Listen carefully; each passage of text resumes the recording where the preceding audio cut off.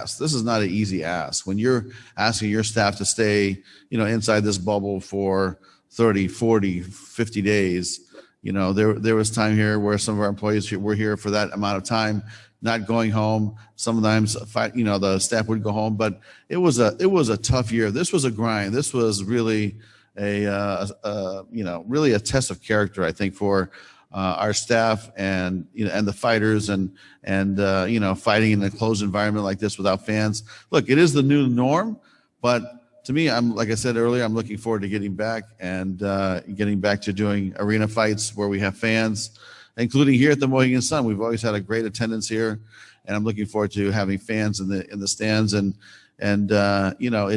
just a different situation. And economically, these COVID tests are very expensive.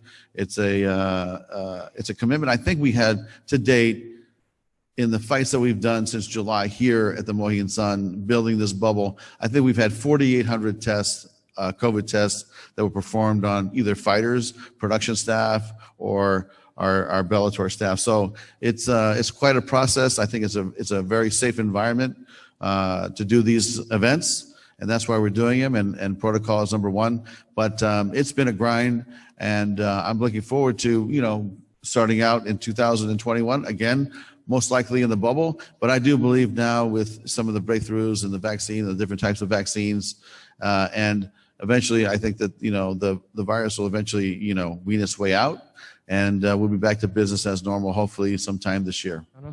Hey, Scott. I think you're probably right about the vaccine. To go a little out of left field, there's a lot of talk about Dillon Danis and potentially fighting Jake Paul. I'm not sure how well versed you are in this YouTuber boxing world, but Jake famously likes to tell the media one thing and behind the scenes maybe do the other, and he's posted pictures of contracts that were not real. He's gone and sent people sheets of paper that say fight contract on them so that it looks like he's asking people to sign up. It's been 2 weeks now since his fight. What is the actual extent of the talks that Dillon Danis, yourself, Paradigm are having with him about a potential boxing match? Well, I tell you, that is a true story, and there is definitely a little bit of bad blood between those two guys, and it started, I think years ago. And I do remember there was a boxing fight that he was fighting at that, Dillon and I were going to go, and they basically told us that Dillon's not welcome there, and that they were afraid that he might cause trouble or this and that, and I said that's ridiculous. I mean, he's a professional athlete; he's not going to start trouble. But anyway, at the end of the day, he couldn't go. So, I know there's a lot of trash talking back and forth.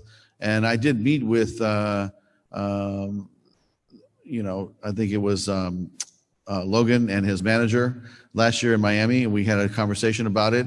They're very interested, and, I was like, well, you guys should come to MMA and train in MMA. And I know that they're talented athletes. They do have a wrestling background. Logan's wrapped up with Floyd Mayweather at the moment. Yeah, he's a little bit busy, but when he's done that, he can come fight Dillon Danis in MMA. Is my point. Why do they always have to go to boxing? I mean, to me, it's like, look, maybe we can do 1-1 and make it even. But look, if Dillon wants to fight him in boxing, we're not going to stand in the way. We'll definitely let it happen, and that's going to be up to him. But those conversations are ongoing, and they have been happening, and we'll see what happens.